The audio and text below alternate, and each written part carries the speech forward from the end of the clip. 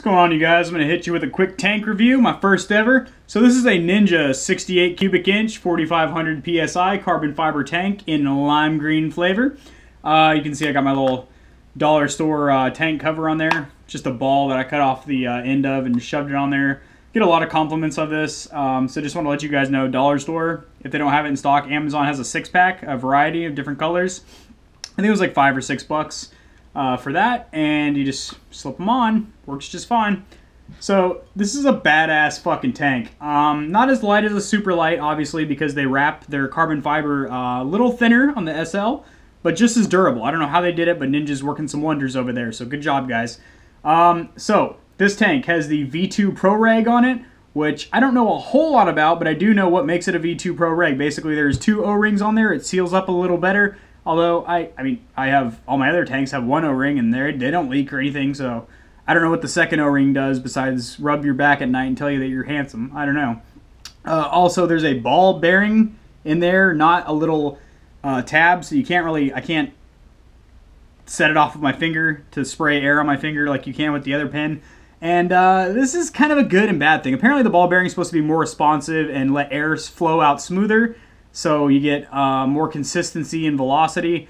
But really, excuse me, really, a lot of on-off ASAs have a problem with this V2 regulator because they can't really turn them on. You can turn them off with the on-off ASA, but you want to just, like Jake from Team Insanity said, you want to keep the fucking on-off ASA on, screw the tank in, and then you can degas it with the on-off ASA. But it's just, they have a hard time, especially with the little proto and die guns. Like I got the Max Rise, which is a great gun, by the way, but the little tiny nipple they got on there as a fucking ASA is just, it ain't doing nothing for anybody. So definitely not for this regulator. Anyway, moving on to the gauge, it is extremely accurate. You think all gauges are the same? No, you're very wrong. This gauge is super accurate. The guys at the field usually don't go off this gauge. They go off the gauge on the compressor tank that they're filling up, because this is usually off about 200 to 300 PSI. But they told me mine is like spot on. They're like, man, I can go like directly off your gauge. And granted, that might be because it's a brand new tank. They said the gauges get less accurate over time, but they said Ninjas are known for having really accurate gauges. Also, I purchased this because I had issues with several other tanks. I had a real bad run of luck with my first couple carbon fiber tanks. I returned them back to Will's Paintball, which is where I bought it. One of them, the fucking burst disc just like exploded and started spraying air everywhere. It scared the fuck out of me. I thought the thing was going to go flying or something, but luckily it was just the burst disc.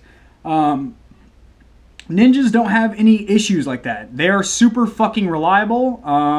They have a lot of color options. They have several color options, and they're all really good. I don't really like lime. However, they only had this in black and lime, and I got lime because I was thinking, oh, I can just put like a black, full tank cover off on it, or I'll just cover the whole thing or whatever. But then I ended up getting a gun that's black and lime green, so this actually goes perfectly with the color theming of that gun. It looks fantastic. So their carbon fiber wraps are very well done. They're solid. You can knock these tanks around. I'm not going to slam it on my wife's makeup table, but you can like slam these motherfuckers around. They're not going to dent or explode or any crazy things you kids talk about nowadays. They're well wrapped. I want a carbon Superlight, Ninja Superlight tank, but they're like $220 for the 75 and the 68 and whatever sizes and flavors they have. So anyway, there's plenty of color options with this. The gauge is spot on. It's got the V2 reg with the ball bearing, not the little mini pin in there. The easy fill nipple on there. I mean, there's not a whole lot to say about that. You put the damn hose on there and you fill the fucker up. It works just fine. It's got 2 burst discs on there. One's set for 1.8 thousand PSI. The other is set for, I believe, whew, oh my, 7.5 thousand PSI. So if you overfill this to, I'm not understanding that correctly. If you fill this to 7,000 PSI, first of all, you'd have to have a crazy compressor that'll actually fill that. Most of the fields I go to tap out at 3,000, except for one field I go to. They do fill the 4,500, and they said it can actually go further than that if the tanks could hold more, but they can't without like hitting the burst disc would explode. The tank itself probably wouldn't explode, but it's a risk. I mean, if your burst discs don't work and they failed, these tanks get too full. They're only pressure rated for a certain PSI. You exceed that, you're risking your life and everyone around you. So anyway, V2 reg's great, gauge is good. Got the dual O-ring on there. I don't really know the purpose of having 2 O-rings, but hey, it works just fine. It never leaks or anything. It's really great. That's all, folks. Ninja 6845 carbon fiber tank, lime green flavor.